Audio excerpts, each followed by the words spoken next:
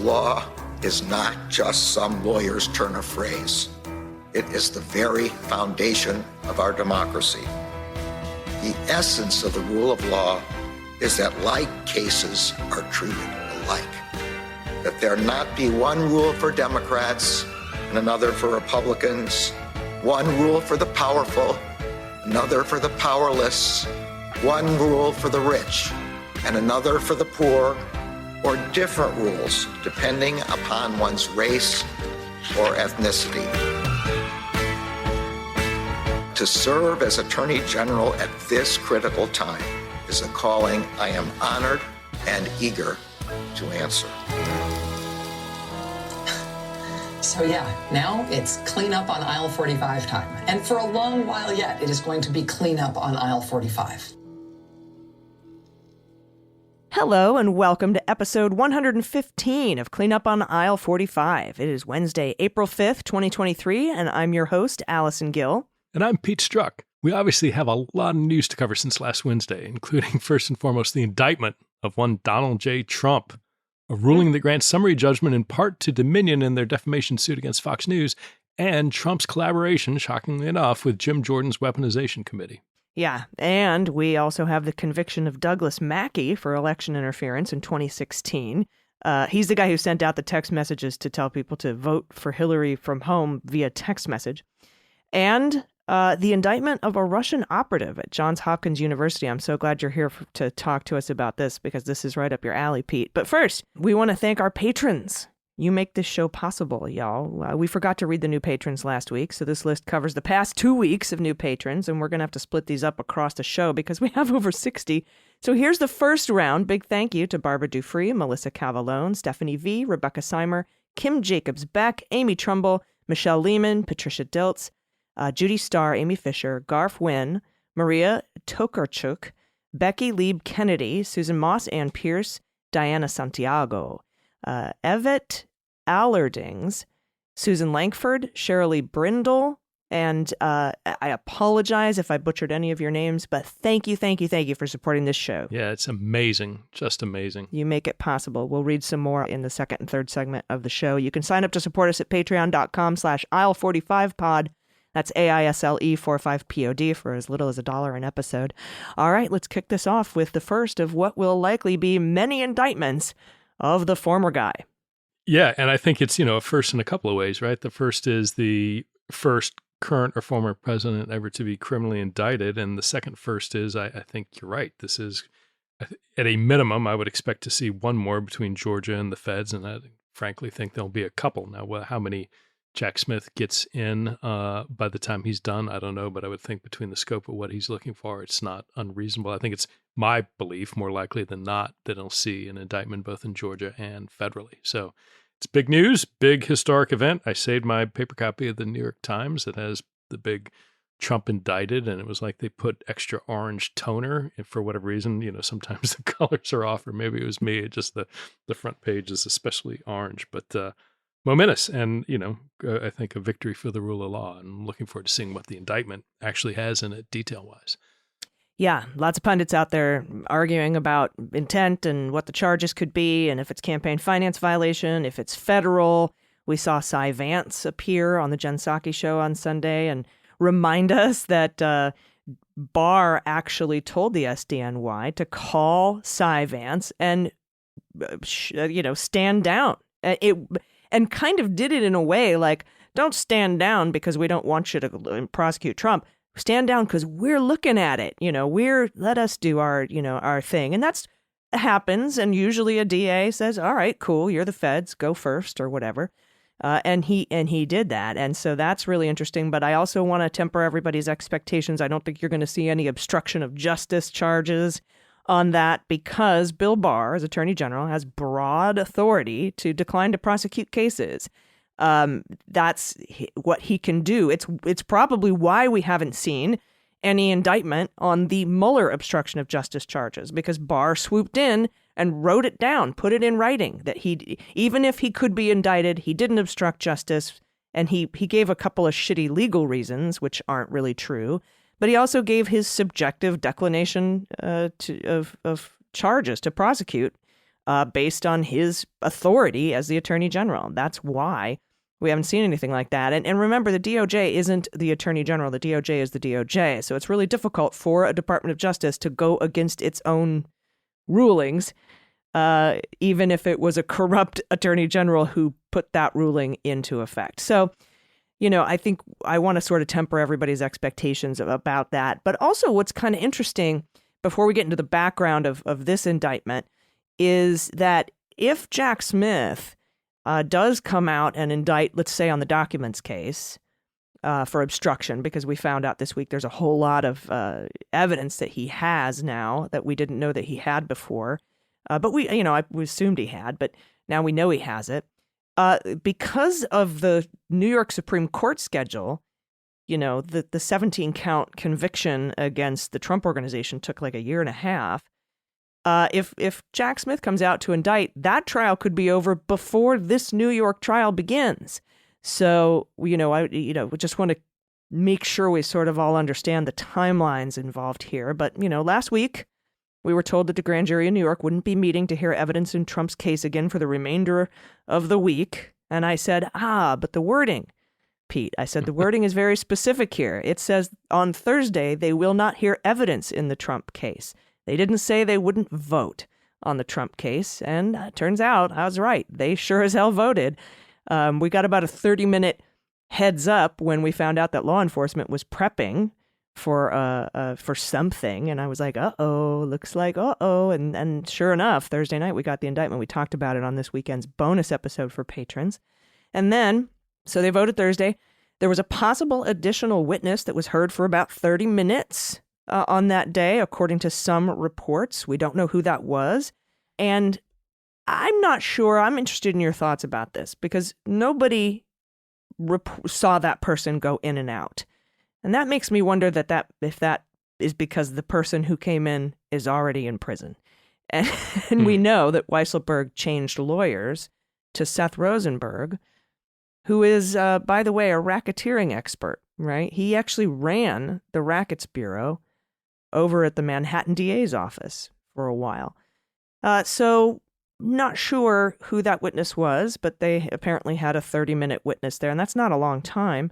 But the arraignment, he's in the air right now as we record this episode. Donald Trump is in the air, wheels up on Perp Force One on his way to New York for his arraignment Tuesday, which will be yesterday when you hear this, at 2:15 p.m. Eastern Time. And that is going to be, you're going to hear this episode after that arraignment happens. So what do you expect to be in store in New York? Let's get a little speculative because when people hear this, it will have already happened.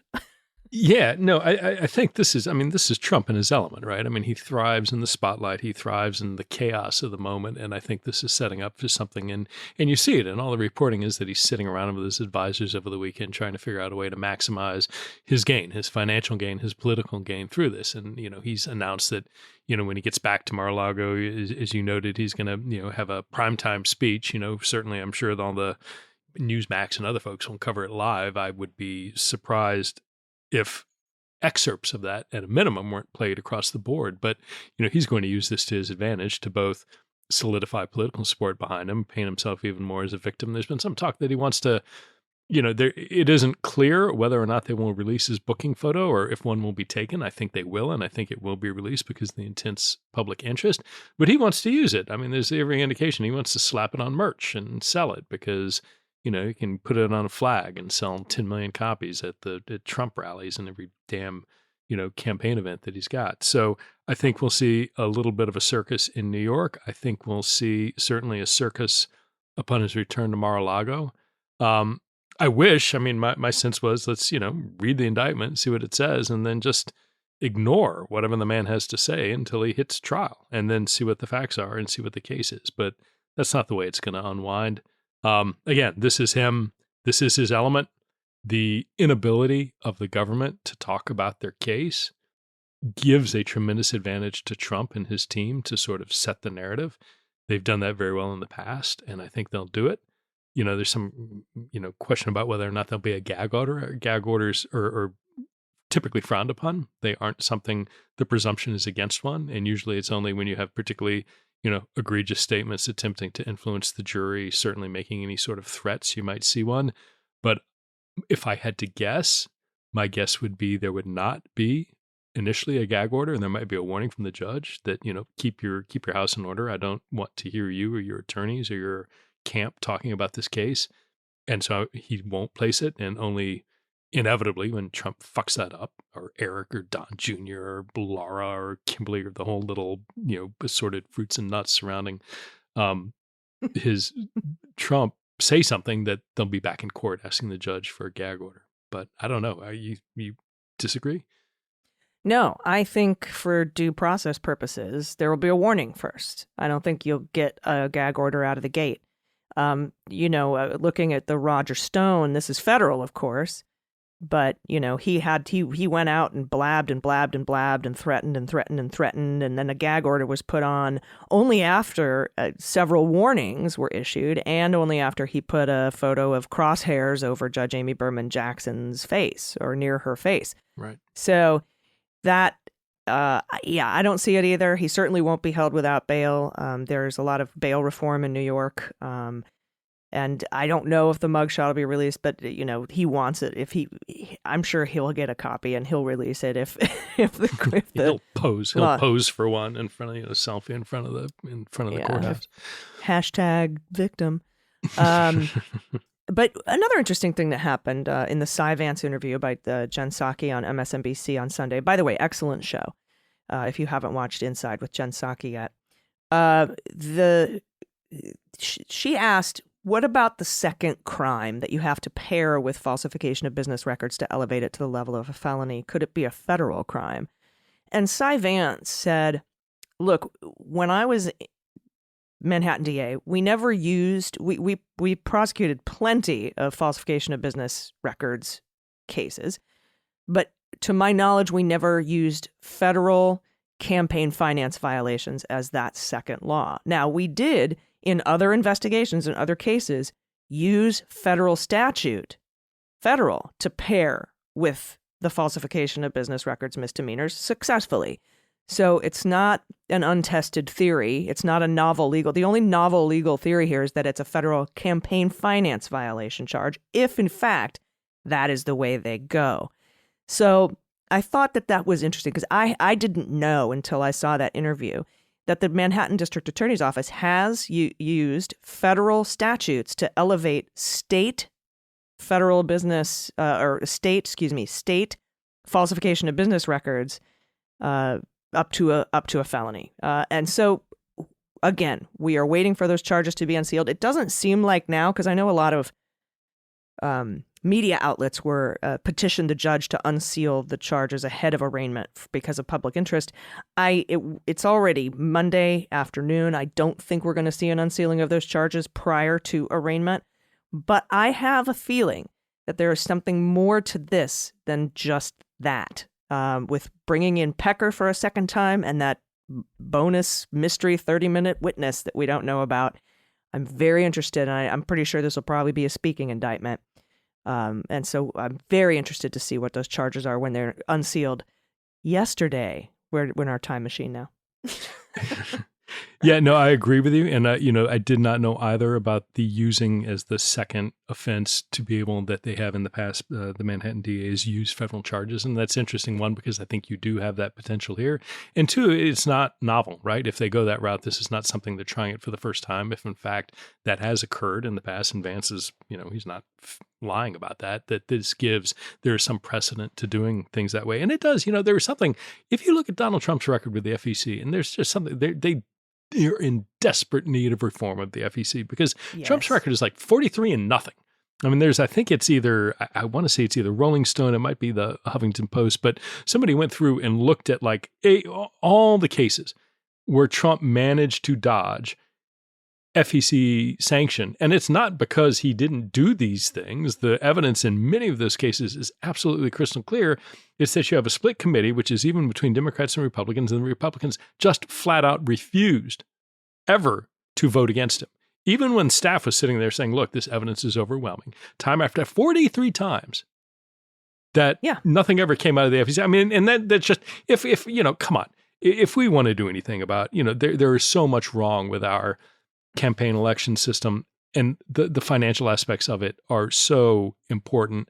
The fact that somebody like Trump can engage in such horribly egregious behavior and avoid any sanction ever, not even once, it just tells me that, we need to do something to fix the FEC. But I don't think that's coming anytime soon. Yeah, I would say right now the worst job to have in this country over the last few years is Weintraub's, right? Right, and, she's the poor, right? FEC. the voice in the wilderness, and should have these impassioned pleas that I'd see on, you can read on Twitter, and laying out like all this data and just begging somebody for, accountability and to do their job, and, falling on deaf ears, and just, the rubber stamp of the Republican commissioners just saying, nope, not going to do it. Don't care. Don't care. Gun, Madison Avenue, dead body. Don't care. Going to say no. Yep. Unbelievable. Yeah, it is. So anyway, I'm jealous of everyone listening to this right now, because they will have already known what happened and what the charges are. So congratulations on that. You were very lucky. I'm sitting here not knowing, and I'm desperately trying to figure it out. So we will obviously be talking a lot about those charges on our patron bonus episode this weekend. And of course, we'll cover it in detail on next week's episode. We have to take a quick break. We have a lot more news to get to, so stick around.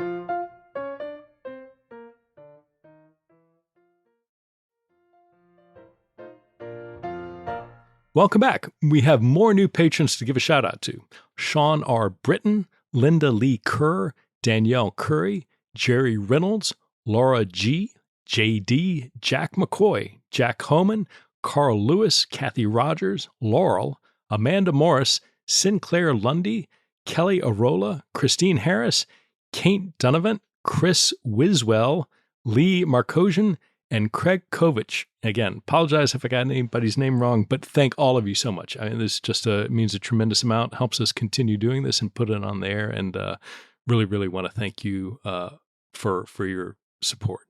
So, next up, and this, again, any other week would be huge news. This would be the top of what we're talking about. We'd spend the bulk of the podcast talking about it because it is so unusual, so important, but it got not swept under the rug, but very much took a much, much smaller spotlight because of the indictment. But that is the judge in the Dominion defamation lawsuit against Fox News actually awarded summary judgment to Dominion ahead of the trial, which is scheduled to begin later this month. Now, it's a huge deal. That motions for summary judgment rarely happen. They're rarely granted, and particularly in the case of defamation, which is so very difficult to prove, putting these two events together where you have a judgment in favor of defamation is really unusual. It's just it's a blockbuster win for Dominion, and certainly coming ahead of trial, it makes the case presentation to the jury much cleaner, and it really, really, really, it means what the judge granted summary judgment on falsity. And what that means is the jury doesn't have to establish that the broadcasts were false. So they start, the base of departure for the trial, for the jury, is that falsity has already been established. They don't need to argue about that at trial, and the jury doesn't need to decide it. It's already a given. So that the jury starts with that. And the judge, in his wording, and it's interesting because of the way that it was bolded in the actual order. And this is a quote from it: "The evidence developed in this civil proceeding demonstrates that it is crystal clear that none of the statements relating to Dominion about the 2020 election are true." And Crystal, the judge, not the newspaper reporting, the judge wrote crystal, bolded and all in caps. So, is any defendant looking at that, as Fox News, as their attorneys, this is, probably as bad as they could have expected it to have gone. Now, the judge, importantly, he didn't grant Dominion a summary judgment on actual malice. He said, look, the jury's going to have to determine that. They need to, state of mind is a subjective issue. The jury needs to decide whether or not they had actual malice. And if they do, before they need to find that before they find Fox liable for defamation. But the judge said, hey, that's not a matter of fact. That's a matter of state of mind. I'm going to leave that to the jury to do. But in any event, you're halfway there. You're given the rest of the evidence we have at hand. the proof of actual malice, the kind of legal standard, calls a defendant's state of mind into question and does not readily lend itself to summary disposition. And that, again, that was from the court's order about why they didn't feel that they should grant or weigh in terms of a summary judgment motion about what the state of mind was. But I think from what we've seen, I mean, my opinion, from all the evidence that has come out, and there's been, after, as part of this argument for summary judgment, and or to dismiss the case, yet more evidence, yet more emails, yet more texts back and forth have come out, which again are all damning towards Fox, and all, in my opinion, not only clear that it was, what the court found demonstrably false, but they knew it was false. And, again, the jury will have to decide that. But from what I'm looking at right now, this was a huge win for Dominion, and Fox. I don't know how they come back from this. And from what I'm seeing, I don't see Dominion having any interest in settling whatsoever. I think they've got Fox on the ropes. And they're like, look, you can't, there's probably nothing you can offer us that would keep us from wanting to take this to a jury. So, yeah, and I was just going to say that too. I think that this ruling and the strength of this case is exactly why we haven't seen a settlement, right? And there were reports that there were talks of a settlement north of $1 billion. It's insane. And I was like, don't do it, Dominion. Don't do it, right? Take it to court. You have a really strong case here. And then we get this summary judgment saying you don't even, like you said, we don't have to talk about falsity. It also removed Fox's ability to introduce certain evidence at trial because they don't have to deal with the issue of falsity. But some of these unsealed emails that we also got this week are, again, exceedingly damning. Rupert Murdoch on Rudy Giuliani sent an email November 7th. That's the day they called it for Biden, right? Just saw a bit of Rudy ranting, a terrible influence on Donald. Carl Allen said, agree, he's unhinged, has been for a while. I think booze has got him. And then minutes later, Murdoch responds, seemingly without disagreeing, should we say something Donald might see? So that correspondence all happened the same day as the New York Post ran a blistering editorial saying that the president's aides have shown no evidence that the election was stolen. It undermines faith in democracy and faith in the nation to push baseless conspiracies, get Rudy Giuliani off of television. So it's just hit after hit after hit of these emails. And let's not forget our good friend Sidney Powell, who has Tucker Carlson has apparently no love lost for her, saying Sidney Powell is lying. By the way, I caught her. It's insane. And then said, there's no doubt there was fraud in the election, but at this point, Trump and Lynn and Powell have so discredited their own case and the rest of us to some extent that it's infuriating. And then, what I don't want to, won't repeat on the air, but Carlson also went so far as to label Sidney Powell with the C word, both confirming his little sort of, latent misogyny as well as, I certainly, would not have a shortage of adjectives to use to append to Sidney Powell. But again, it was they all knew. They all knew, all these folks. Rudy's drinking problems, Sidney being a kook, all of it, they all knew that. They were all talking about it. So you're right. I'm glad Dominion listened to you and didn't settle because I think they're headed to a one hell of a jury award. We'll see where that goes. Yeah. And another email that we got in late 2020, now fired Fox producer Abby Grossberg said that Rudy, Jenna Ellis, and Sidney Powell were banned because of legal concerns in the newly unsealed Dominion filings.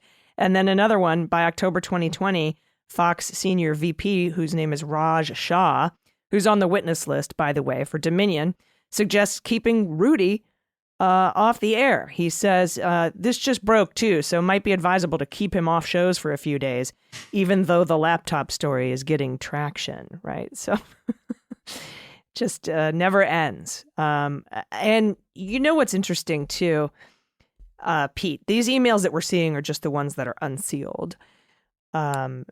And so what are the ones we haven't seen? And that is why I think that going to trial and why I'm glad we didn't get summary judgment on actual malice, which is pretty impossible to do because it is a subjective thing that has to be decided by a jury, like you said.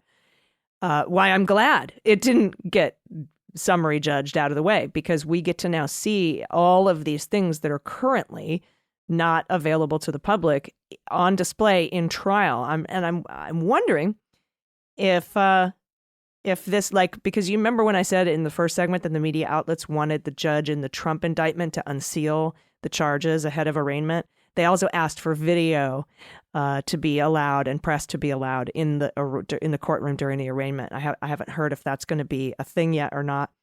But I'm wondering if this trial is going to be public. If I were Dominion, I would almost demand it.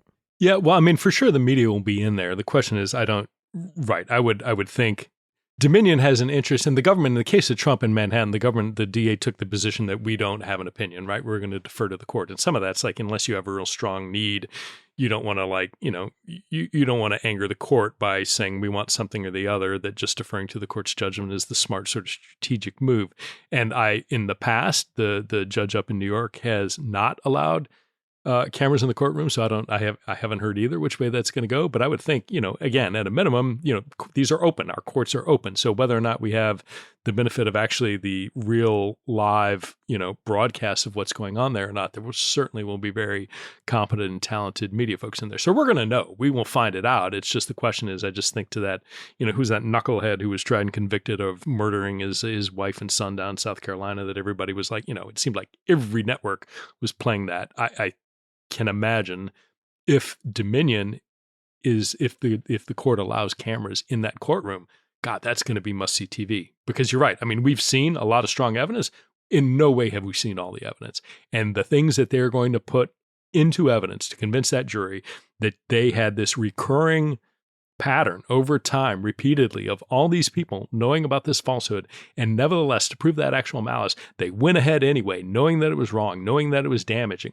And I would think for the jury, one of the ways you're going to want to do that is just showing again and again and again and again how they said something wrong, how they knew it was wrong, how they were told it was wrong, and they didn't care, and they went ahead and did it anyway. And then all these grace notes about how they all hated each other, they all hated the people that were coming on, they all thought they were crazy, they all thought they were insane, because that's all critical for the jury to know. So you're right. I'm glad that this is going to trial.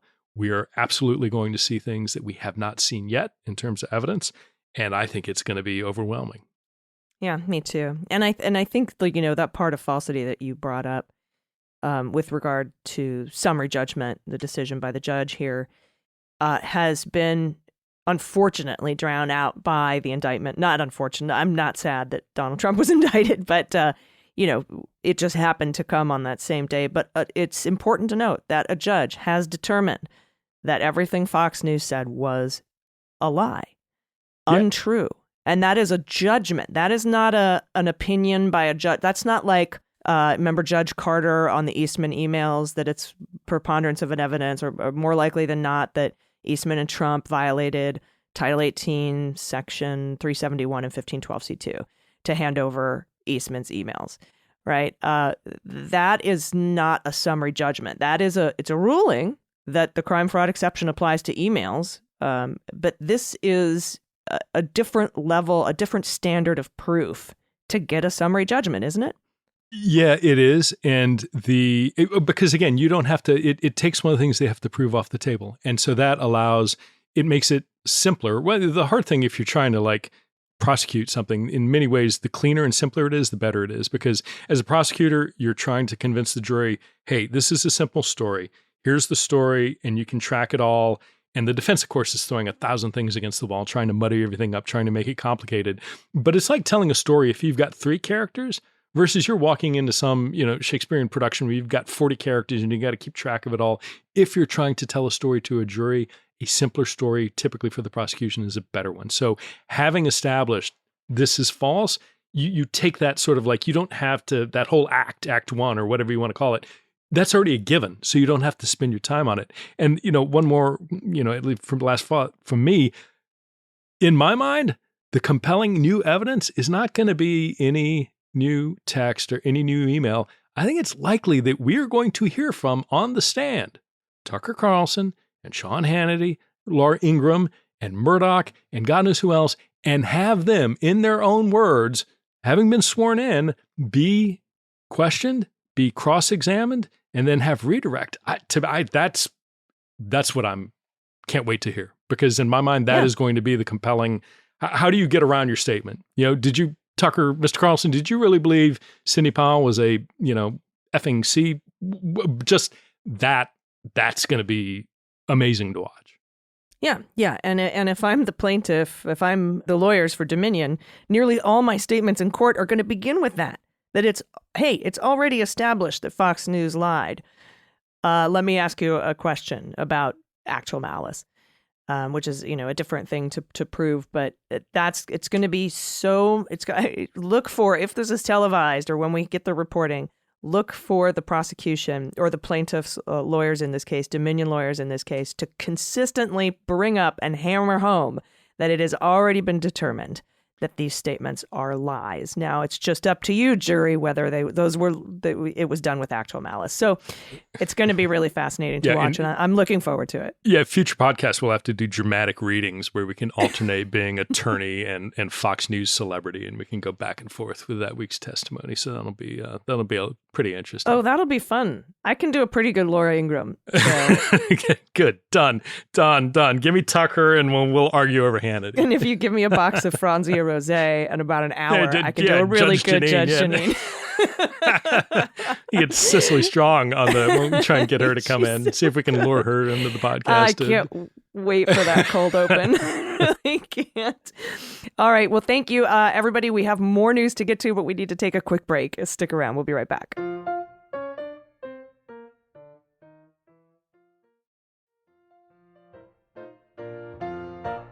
Hey, everybody, welcome back. Just a few more patrons to thank. And again, sorry, we have 2 weeks worth, and that's why we're doing this at the beginning of every segment. So thank you for allowing us to do that, because I really want to take the time to thank our patrons, because again, they make the show possible. Michelle Wield, Janet Keller, Lou Tufford, Sally Cribbs, Scott Winters, Karen Lee Barkdale, Kimberly Fogel, Constance, Kathleen Evers or Evers, PJ Shapiro, Aaron Weinberg, Thomas Edmondson, Lane Democracy Matters, thank you, Babs McGee, Peggy Vallejo or Vallejo, Last Roman, hashtag 6358, Michael Miklos, Greg Silver, Diane Klee, Mike Poland, Jen, Samantha Allen, Ryan Martinez, Heather C., Annie Paddock, S.L. Koba K., Leslie Pfeiffer, and Met Gamble.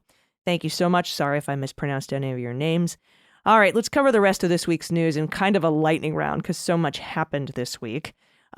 So why don't you go first? Yeah, I'm kind of touching on all the discussion we've had about Jim Jordan's Weaponization and Oversight Committee. Shocking no one, CNN reported a number of top House GOP lawmakers have disclosed in recent days their efforts to keep the former president informed on the pace and substance of their investigations. Now, it's important that, the lines of communication on this appear to go both ways.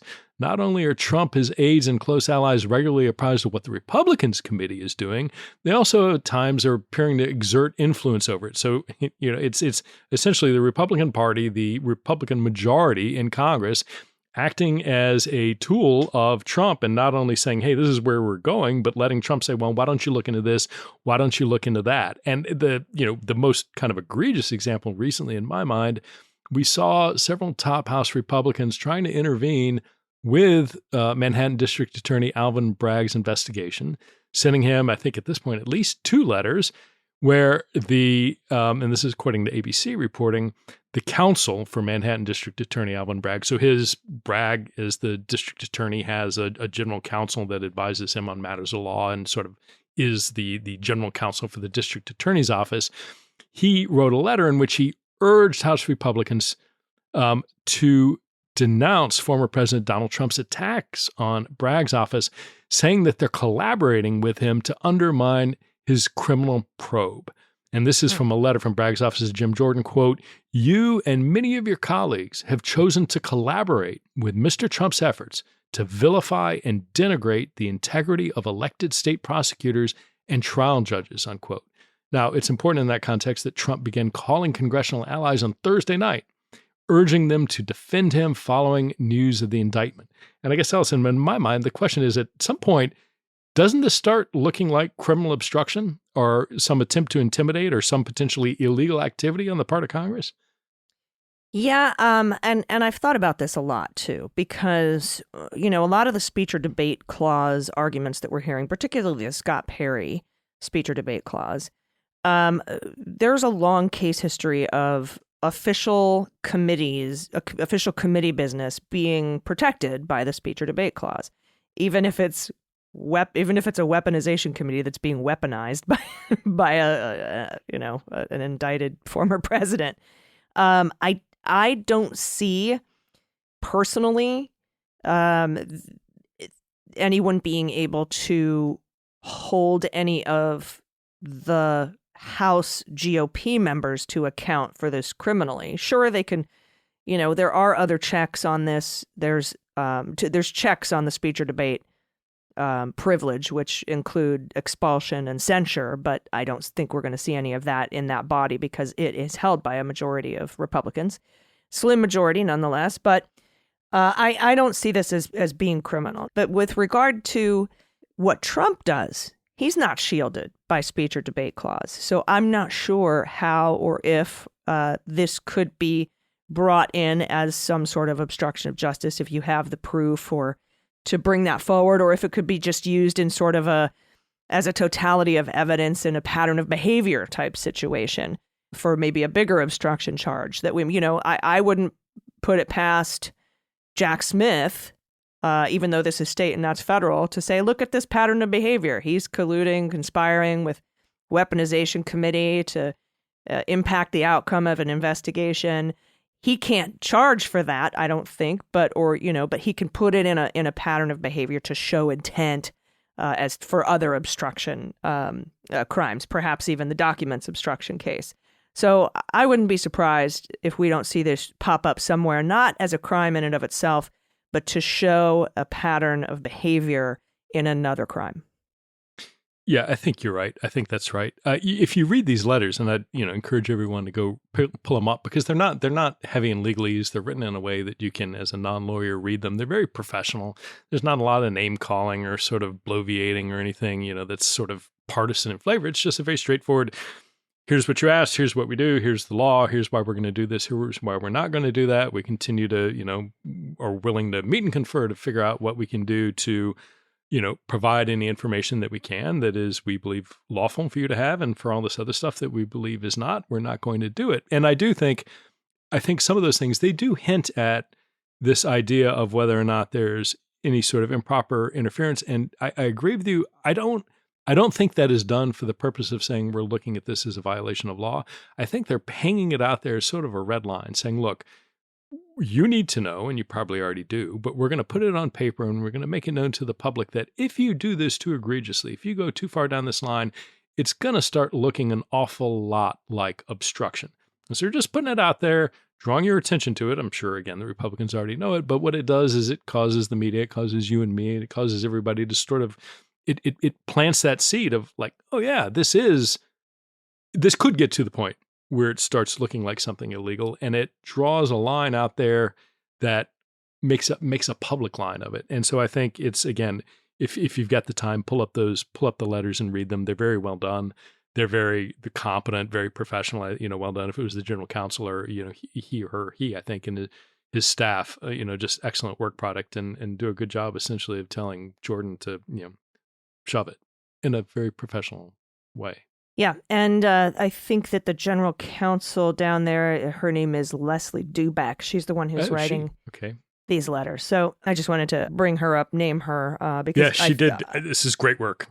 It's absolutely perfect. It's not like a Jim Jordan, type letter. It's backed up by case law. It's well thought out. It's professional, and it is a little bit accusatory, but it is definitely a pushback. It is definitely kind of a we're not going to take it, so to speak. So let's move on to the next story in our lightning round. It's kind of slow lightning, but that's cool. Douglas Mackey has been convicted, and this is from the Department of Justice. Douglas Mackey, also known as Ricky Vaughn, was convicted today by a federal jury in Brooklyn of the charge of conspiracy against rights, stemming from his scheme to deprive individuals of their constitutional right to vote. And you'll see a lot of right-wing news outlets putting out memes saying, if they can put you in jail for sharing a meme, blah, blah, whatever. But in 2016, Mackey established an audience on Twitter with about 58,000 followers. I'm just kidding. Between September 2016 and November 2016, Mackey conspired with other influential Twitter users and with members of private online groups to use social media platforms, including Twitter, to disseminate fraudulent messages that encouraged supporters of presidential candidate Hillary Clinton to vote via text message or social media, which in reality was legally invalid. And he was targeting disenfranchised voters. He was targeting black voters. Now, Mackey he's been convicted. He's facing a 10-year maximum in prison. I don't know if he's got any priors. I haven't seen his rap sheet or anything like that. If he has no priors, it'll probably be closer to like a year or two on a 10-year max sentence. And maybe some aggravating factors could bring it up to maybe 3 years, something like that. But this is a serious conviction. And because he deprived voters, particularly black voters, of their right to vote. And so I'm very glad about this conviction. This is just one of a million ways they did this in 2016, Pete.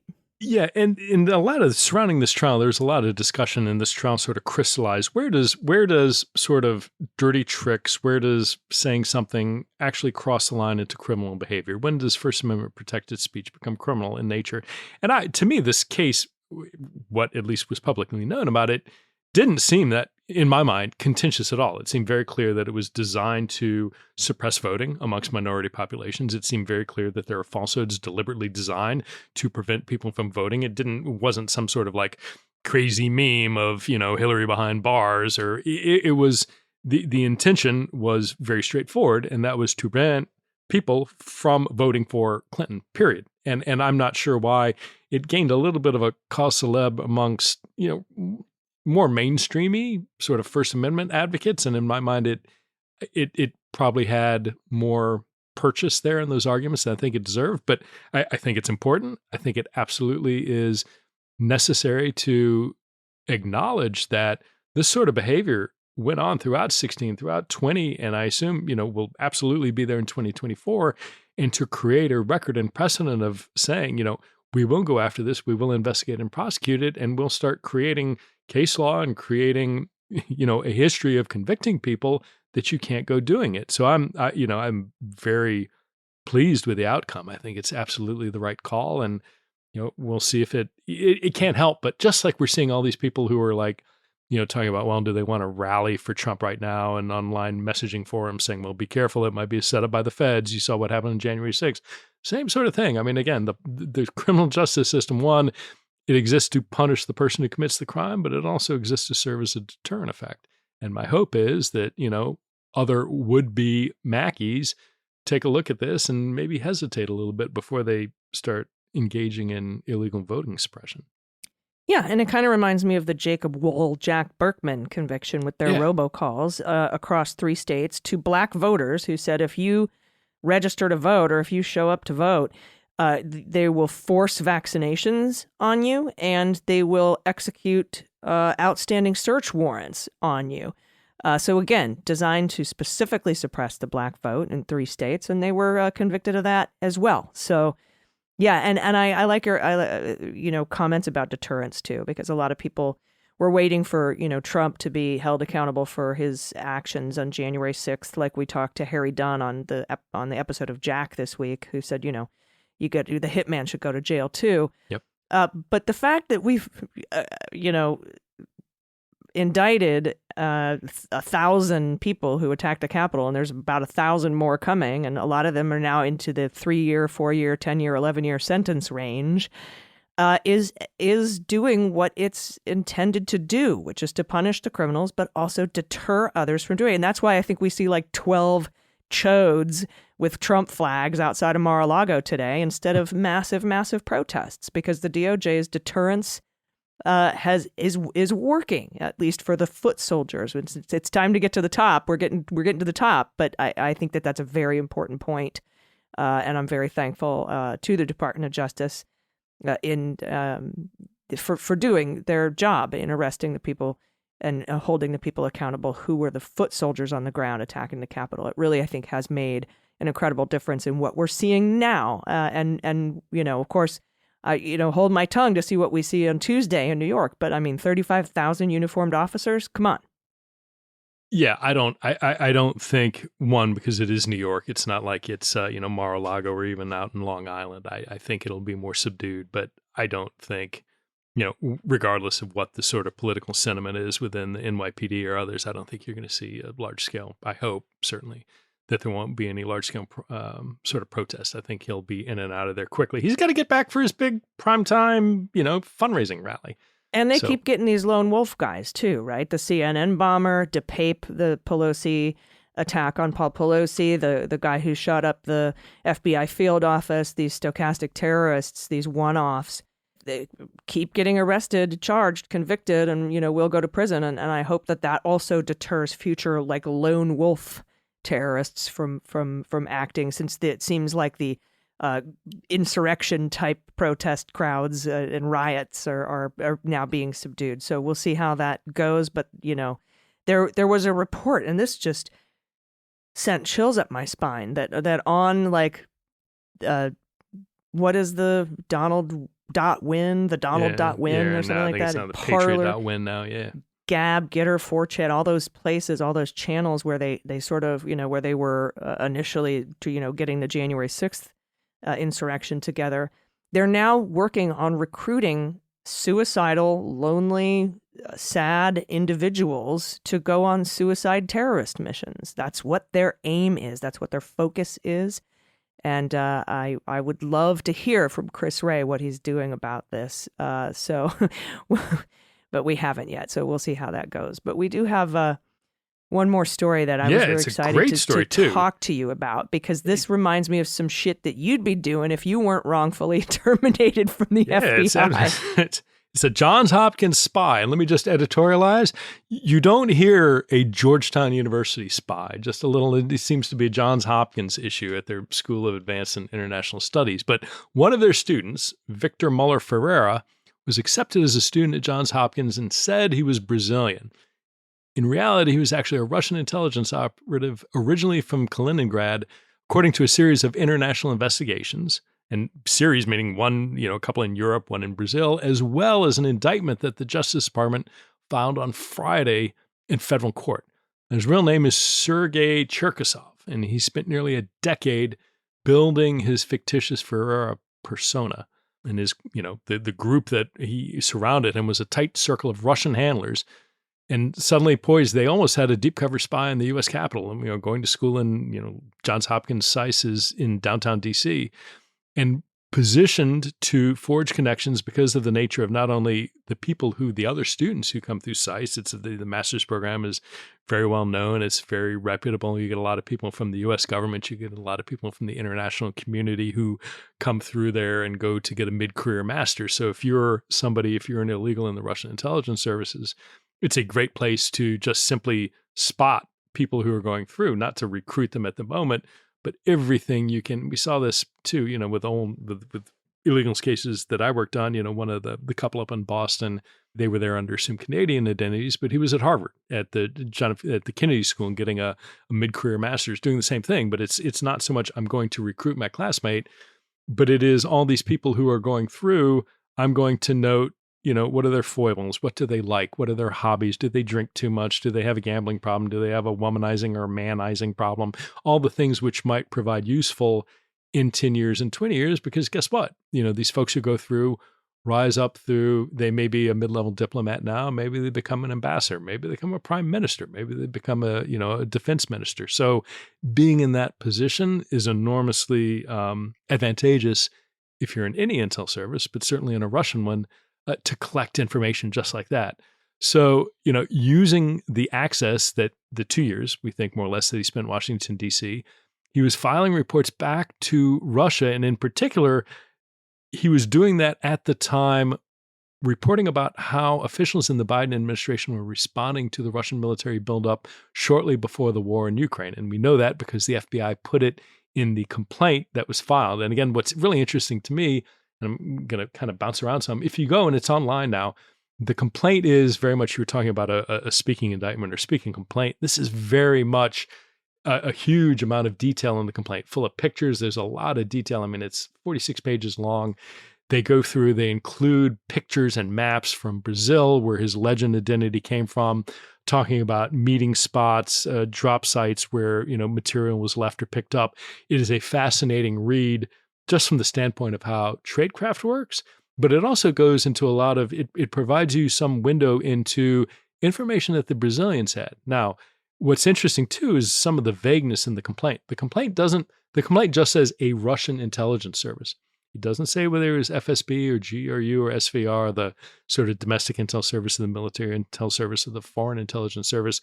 So the U.S. government's being a little bit cute in what they're providing information-wise and what they're not. I'm sure there are reasons for that. I mean, probably they want to not completely show the Russian side how much information we actually have, but it also points to a lot of information that the Brazilians have. So one, the Brazilians were willing to share it with us because we've got it. But then two, it kind of raises the question of like, okay, did the U.S. go to Brazil and say, hey, by the way, you ought to look here?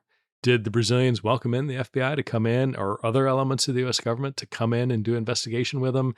He was trying to get a job within the International Court of Justice in Europe. Interestingly enough, if war crimes from the Ukraine for various members of the Russian military were to be brought, that would be an ideal place if you're a Russian to have inside information about what the evidence was, where those potential trials were going. But the complaint is a fascinating read. Again, written in a way that if you don't need to be a counterintelligence officer or an intelligence officer to understand it.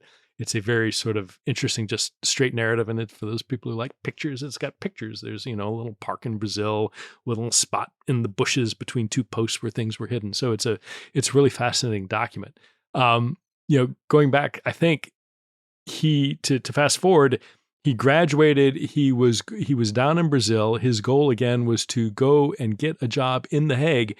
He was due to start an internship there. He applied for and received an internship last year. And that he was literally on his way there and was turned around by Dutch authorities acting on information that came from the FBI. So he actually got there. The Dutch turned him around, stuck him back on a plane, and sent him back to Brazil, where he was arrested upon landing. And he's currently serving a 15-year prison term for falsifying identity documents in Brazil. The U.S. is trying to expedite him. I think if memory serves, I think the Russians are trying, they came up with these bogus charges that, we want him for drug charges and you need to extradite him to us because we really need to get our hands on him because he's a bad man, which is, obviously cover for trying to spring him free. But it's a great story. It's a great espionage story. It's a great story about an intelligence success. It's a great story about exactly why, even though, the FBI wrapped up these, 10 plus Russian illegals back, a decade and 13 years ago, Russians are still doing this and they're still getting value. And but for some really good intelligence and counterintelligence work, Russians might have a guy inside the ICJ in The Hague. So great story. I'm certainly biased. I love this sort of stuff, but I think I love it too. It's a compelling and read. You and I should go pitch it to Netflix. As a series, because I would watch the shit out of that show. If I'm being honest.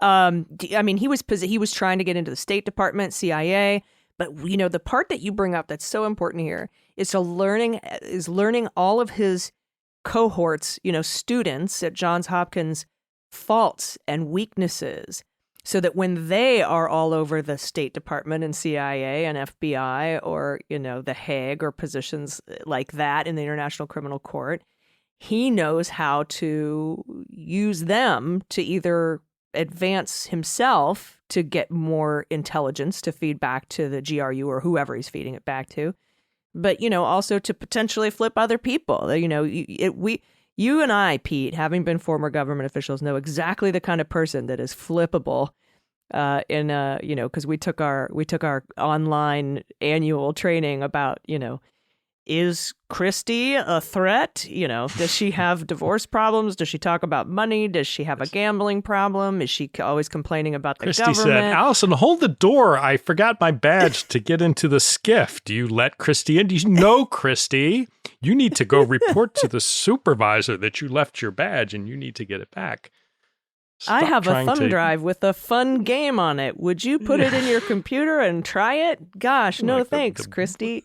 But, more importantly, and the training is hilarious, but they do bring up really important points in that training, which are the characteristics that you look for in someone who is a vulnerable a person to the baddies, basically. And it's all ingrained in our head. I worked at the Department of Veterans Affairs, okay? I wasn't in the alphabet soup up in D.C., but it's still we still had to know that, no matter what federal agency you work in. So I just find that absolutely fascinating, and that is indeed what he was doing. And then, then of course my question is, how many more are there?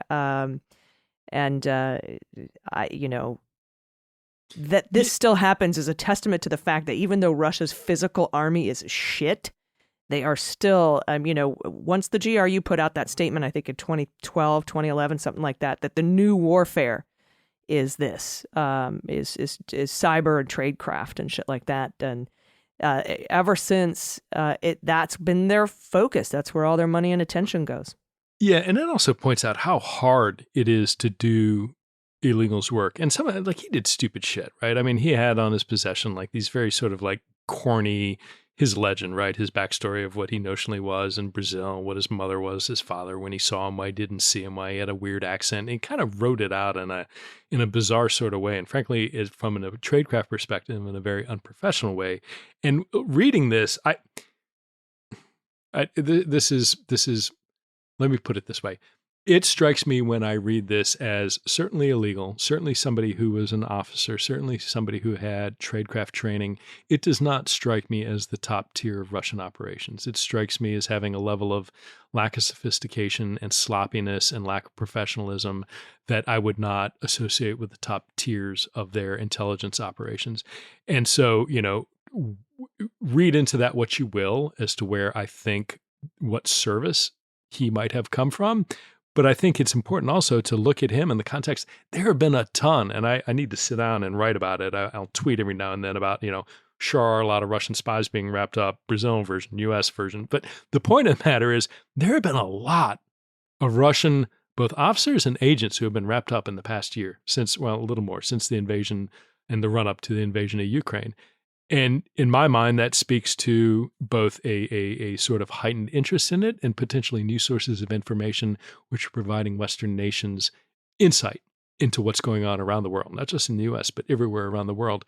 And there was a recent Washington Post article that talks about a lot of these arrests and expulsions or detentions, and talking about the fact that the U.S. was behind several of them, certainly when it comes to Western nations. So it tells me there's even, as much as this story is amazing and it's like a little vignette, when you step back and you look at this broad pattern, I think there's very likely an even more compelling, interesting story of a person or people or compromises of, secure communications or whatever the case may be, that's given the U.S. an insight into a broad range of activity.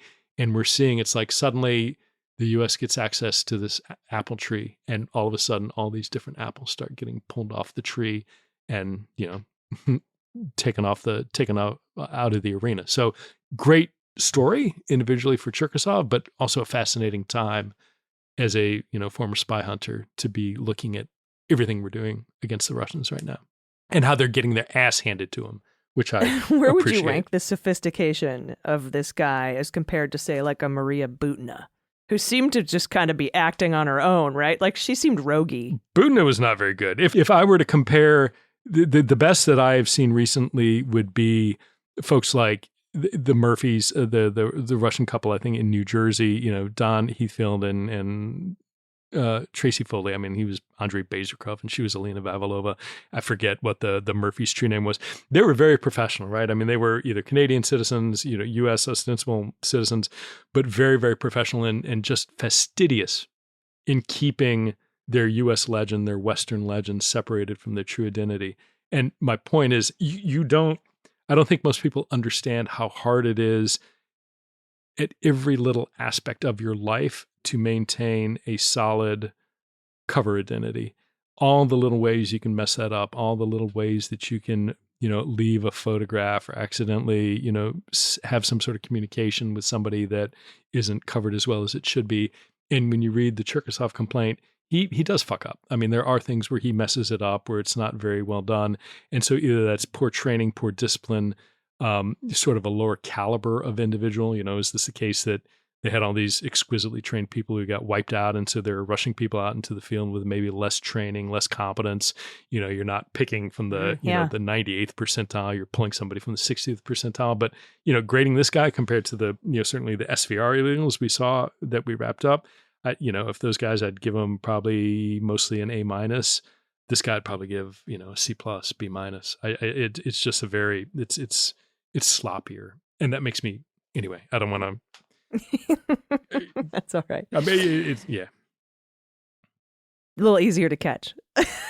Yeah, and again, to the point, like we catch the dumb ones, right? We catch the dumb spies, we catch the dumb criminals, we catch the dumb, people who commit financial fraud and everything else. It's like people who are particularly good and particularly sophisticated. You always worry that we don't see them, in fact, because they're good, and so there was always a worry, whatever the violation, that we're getting the dumb folks and missing the good ones because they are good at what they do. Yeah. Well, hopefully it's a sign that there aren't a lot of good ones left, or like you said, they're pulling from the lower ranks now because of what's going on with the invasion of Ukraine. We'll see. Anyway, thank you so much for going over that, and thanks to all of you for listening to Clean Up on Aisle 45. Pete and I will be back this weekend with a bonus episode for those at the $2 level, and we'll tell you all about the arraignment and how it went or how it didn't go or what happened or if there was handcuffs or what the charges are. I can't wait to talk to you about it this weekend. But thanks so much for Trump's listening. If Trump's 757 flying back turns left and goes to Portugal, we'll have an emergency podcast to discuss the implications of that. I was like, can that shitbox of a plane make it to Saudi Arabia? Keeps going to Cuba. Yeah. Yep. All right. Anyway, thank you so much. I've been Allison Gill. And I'm Pete Strzok. And we'll see you next week on Clean Up on Aisle 45. Clean Up on Aisle 45 is written, researched, and produced by Allison Gill, with editing by Molly Hockey. Our art and logo design are by Joelle Reeder and Moxie Design Studios, and our music is composed and performed by Adam Orr. Clean Up on Aisle 45 is a proud member of the MSW Media Network, a collection of creator-owned podcasts dedicated to news, politics, and justice. For more information, visit mswmedia.com.